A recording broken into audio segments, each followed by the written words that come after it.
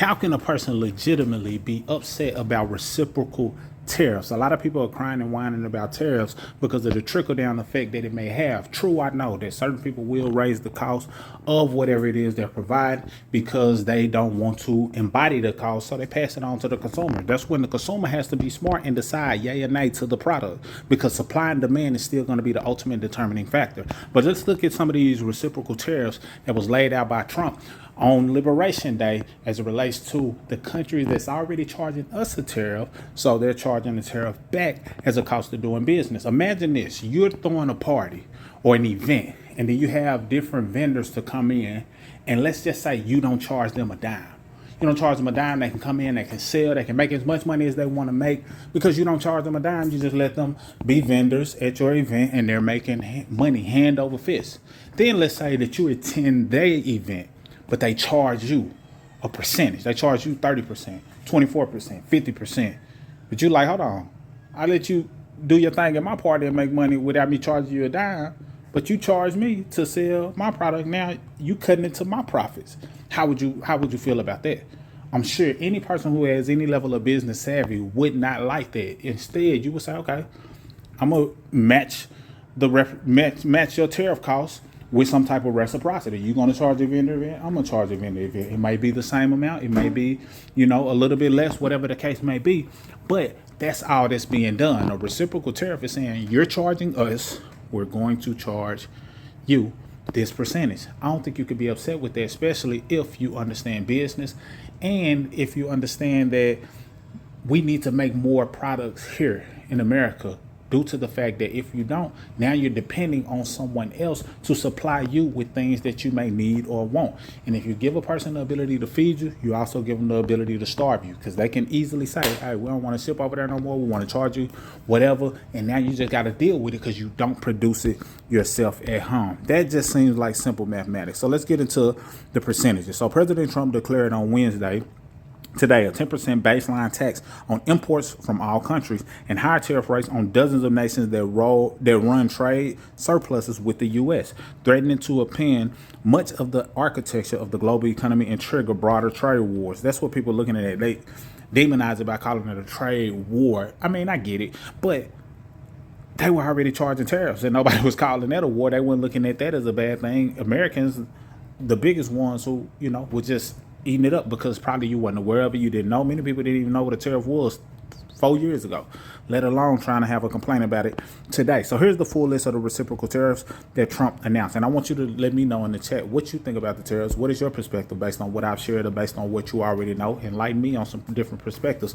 I know the cost can get trickled down to the consumer, but the consumer has the power, because if we're not buying what they're selling, it's not going to sell. Then they're going to be forced to drive the prices down due to supply and demand. Now, if it's something that's a necessity, a need, that's a different thing. And that's why we have to get good at, myself included, producing what we consume even in our own home. If it's certain vegetation, we got to figure out, okay, what do we need to learn how to grow ourselves so that way we're not fully dependent on another entity or a grocery store. But let me know how you think about it, because at the end of the day, they can raise the prices all they want. If we're not buying their product, they have to drive the prices down. Certain things are necessity. A lot of things are not, that people are crying and whining about. China, 34% tariff, reciprocal tariff. The European Union, 20%. South Korea, 25%. India, 26%. Vietnam, 46%. Taiwan, 32%. Japan, 24%. Thailand, 36%. Switzerland, 31%. Indonesia, 32%. Malaysia, 24%. Cambodia, 49%. United Kingdom, 10%. South Africa, 30%. Brazil, 10%. Bangladesh, 37%. Singapore, 10%. Israel, 17%. Philippines, 17%, Chile 10%, Australia 10%, Pakistan 29%, Turkey 10%, Sri Lanka 44%, and Colombia 10%. Reciprocal means they're already charging us. So we're just returning the business model. I was going to say returning the favor, but returning the business model. So that just makes sense to me. Now, if you look at the thumbnail, you'll be able to see some of the amounts that they're charging us. And for many of these people, we're not charging them more than they're charging us.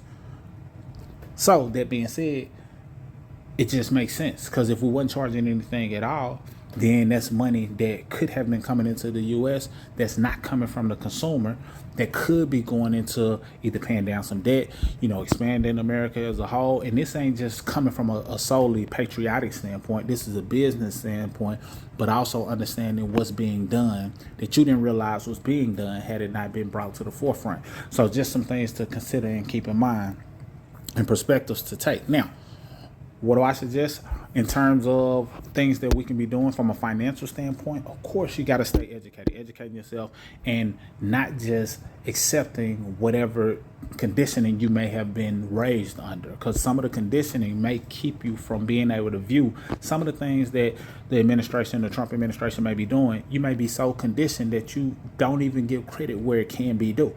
I don't agree with everything Trump does. I don't disagree with everything that he does.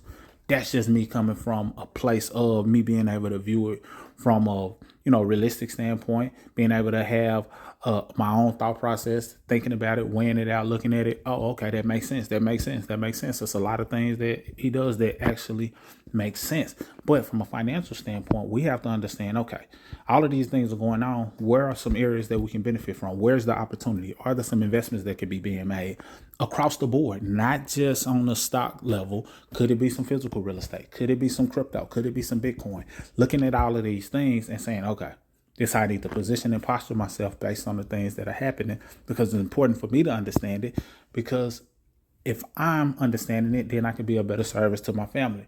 And I think everybody should take that perspective. And when you take that perspective, now you can look at it from an angle of, okay, this is just knowledge. I'm not emotionally attached to whatever they say. I know I'm going to agree with some things. I'm going to disagree with some things. I'm going to like some things. I'm going to dislike some things. But I can't whine about it, because whining ain't going to solve the problem. Whining ain't going to move me in a direction. I was talking to, my kids and saying something similar. Listen, you can whine, or you can go ahead and knock out what it is that I'm talking about, and then you be done with it, and you can get to doing what you wanted to do. But whining ain't going to get you closer to what you want to do, closer to your goal.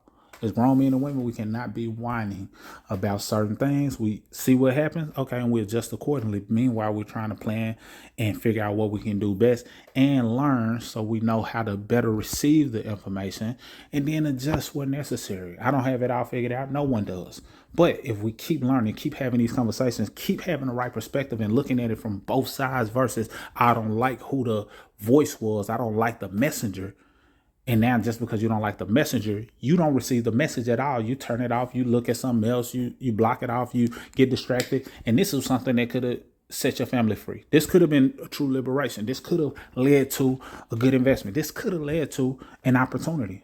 But because you don't like the messenger, you close your ears off to it and you miss the information and the opportunity due to your emotions. So get out your emotions and get into your information and apply the information and ask questions and adjust where necessary, removing all emotion associated with it and applying what is applicable to you so you can benefit from it. Mr. Smith signing out. Subscribe, like, salute.